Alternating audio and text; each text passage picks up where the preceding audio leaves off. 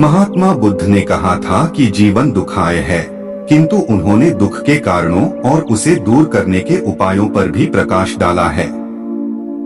बुद्ध दुख की नाव पर बैठाकर सुख की भीतरी नदी में ले जाते हैं। धम्मपद का पहले ही पद का अर्थ है मन सभी प्रवृत्तियों का अगुआ है। यदि कोई दूषित मन से वचन बोलते हैं। महात्मा बुद्ध ने कहा था कि जीवन दुखाय है, किंतु उन्होंने दुख के कारणों और उसे दूर करने के उपायों पर भी प्रकाश डाला है। बुद्ध दुख की नाव पर बैठाकर सुख की भीतरी नदी में ले जाते हैं। धम्मपद का पहले ही पद का अर्थ है मन सभी प्रवृत्तियों का अगुआ है। यदि कोई दूषित मन से वचन बोलता है या पाप करता है तो दुख उसका उसी तरह अनुसरण करता है जैसे बैलगाड़ी का पहिया गाड़ी खींचने वाले बैलों के खुरों का अनुसरण करता है। इसका एक और पद है, यदि कोई प्रसन्न मन से बोलता है या काम करता है तो सुख उसका अनुसरण उसी प्रकार करता है जिस प्रकार उसके साथ हर समय चलने वाली छाया। आप जानते ही हैं कि धम्मपद बौद्ध धर्म का वह पहला और सबसे महत्वपूर्ण ग्रंथ है जिसमें गौतम बुद्ध के वचन संकलित हैं। ऊपर दिए गए शुरुआती दो वचन सबसे महत्वपूर्ण हैं। सच तो यह है कि बुद्ध के ये दोनों वचन उनके संपूर्ण जीवन दर्शन की धुरी हैं। बुद्ध नहीं चाहते थे कि उनकी मूर्तियां बने, क्योंकि वे जानते थे कि मूर्तियां बनने के बाद लोग मेरी पूजा करने लगेंगे और जैसे ही किसी की पूजा की जाती है वैसे ही उसके विचारों की प्रखरता धीमी पड़ जाती है। उसके विचार कर्मकांड में बदल जाते हैं। संयोग से सबसे ज्यादा मूर्तियां गौतम बुद्ध की ही बनाई गईं। ये दोनों बातें बुद्ध के जीवन दर्शन के केंद्र में रही हैं। दरअसल बुद्ध धार्मिक बाद में थे, दार्शनिक पहले, और वे जिस तरह के दार्शनिक थे वे भी अत्यंत वैज्ञानिक और व्यावहारिक दार्शनिक। लोगों को यह गलतफहमी है कि उन्होंने जीवन को पूरी तरह दुखमय ही माना है। हाँ, उन्होंने यह जरूर कहा है कि जीवन में दुख ही दुख हैं, उस दुख के कारण हैं और उन कारणों को दूर करने के उपाय भी हैं। यदि उपाय हो तो फिर जीवन को दुखमय कैसे कहा जा सकता है? दुख के कारण क्या हैं और उसके उपाय क्या हैं? इन दोनों की ही चर्चा गौतम बुद्ध ने धम्मपद के अपने शुरू के दोनों पदों में कर दी है। उपाय है बुद्धि, विवेक, मन या विचार। इसे आप जो भी कहना चाहें उसका सही उपयोग करना। उन्होंने साफ साफ कहा है कि यदि किसी की बुद्धि सही है, उसके विचार अच्छे हैं, तो कोई कारण नहीं कि वह व्यक्ति दुखी हो। यदि उसके विचार सही नहीं हैं, तो कोई भी कारण ऐसे व्यक्ति को सुखी नहीं बना सकता। ऐसा उन्होंने इसलिए कहा है क्योंकि गौतम बुद्ध सीधे सीधे कार्य और कारण के सिद्धांत को मानने वाले प्रखर विचारक थे। वे किसी भी घटना के लिए न तो भगवान को जिम्मेदार मानते थे न ही भाग्य को। वे इसके लिए सीधे सीधे उस व्यक्ति के विचारों को जिम्मेदार मानते थे।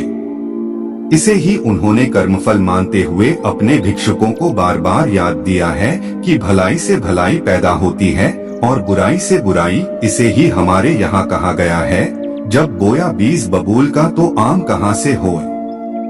यह गौतम बुद्ध का बहुत लोकप्रिय और प्रसिद्ध संदेश है कि यथार्थ जगत में दुखों और पीड़ाओं को संघर्ष के जरिए नहीं, मानसिक प्रयत्नों के द्वारा ही दूर किया जा सकता है। जाहिर है कि मनुष्य पशु से केवल इस मायने में श्रेष्ठ है कि उसके पास बुद्धि है, विवेक है। वह सोच समझ सकता है और अपनी सोच और समझ के अनुसार कुछ भी कर सकता है। जिसकी सोच जितनी व्यवस्थित होगी, उसका जीवन उतना ही अधिक व्यवस्थित होगा। गौतम बुद्ध का यह मानना था कि शरीर को अनावश्यक रूप से तपाने से, फालतू के धार्मिक कर्मकांडों से कभी कुछ हासिल नहीं हो सकता। इसीलिए उन्होंने मध्य मार्ग की बात की। बीच का मार्ग न तो बहुत अधिक अनुशासन न ही बहुत अधिक उच्छृंखलता। इस बारे में उनका एक बहुत प्रसिद्ध वाक्य है कि यदि सितार के तार को अधिक कसा जाएगा तो उससे ध्वनि नहीं निकलेगी, और यदि बहुत ढीला भी छोड़ दिया तो उससे ध्वनि नहीं निकलेगी। गौतम बुद्ध ने दुख के जो अन्य कारणों में से सबसे प्रमुख कारण बताए थे, वे आज के जीवन के लिए सबसे महत्वपूर्ण मालूम पड़ते हैं। उन्होंने इसके लिए लोभ और लालसा को जिम्मेदार ठहराया था। उनके शब्द हैं, यह लोभ और लालसा ही है जो दुख का कारण है। इसे ही हम दूसरी शब्दावली में तृष्णा कहते हैं, जिसका अर्थ होता है प्यास। यह कभी भी न बुझने वाली प्यास है। सामान्य तौर पर बुद्ध की यह बात बहुत सरल सी लगती है, लेकिन यदि कोई इस पर गहराई से विचार करने लगे और इस विचार को अपने ऊपर ही लागू करके देखने लगे, तो उसे समझ में आ जाएगा कि 2500 साल पहले कही गई बात आज भी कितनी सही है। आप एक दिन इत्मीनान से बैठकर अपने दुखों की लिस्ट बनाइए। एक कागज पर लिखिए कि आपको कौन कौन से दुख हैं। जब लिस्ट पूरी हो जाए, तब इस बात का परीक्षण करें कि जिसे आपने अपना दुख माना है, क्या वह सचमुच में दुख है। कहीं ऐसा तो नहीं कि वह दुख है तो नहीं, लेकिन आपने उसे दुख मान लिया है। इस परीक्षण के बाद आपकी लिस्ट में जो दुख बच गए हैं, उनके बारे में यह जानने का प्रयास करें कि इन बचे हुए दुखों का कारण क्या है। इसे जानने में आपको थोड़ा समय लगेगा, लेकिन यदि आप बुद्ध जयंती पूर्णिमा के इस मौके पर गौतम बुद्ध के विचारों से सचमुच कुछ लाभ उठाना चाहते हैं, तो आपको इतना वक्त तो लगाना ही चाहिए।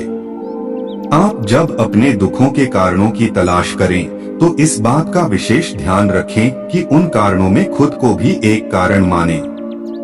जब आप यह सोचेंगे कि मेरे इस दुख का कारण वह रिश्तेदार है, मेरा बॉस है, पड़ोसी है, पत्नी है, संतानें हैं, पैसा है, बीमारी है, आदि न जाने क्या क्या है, तो थोड़ा सा विचार इस बात पर भी करें कि कहीं ऐसा तो नहीं कि इस दुख का कारण मैं भी हूँ। और यदि आपके हाथ में यह नतीजा आए कि मैं ही इस दुख का कारण हूँ, तो फिर आगे यह विचार करें कि मैं दुख का कारण क्यों हूँ, आपको समझ में आ जाएगा।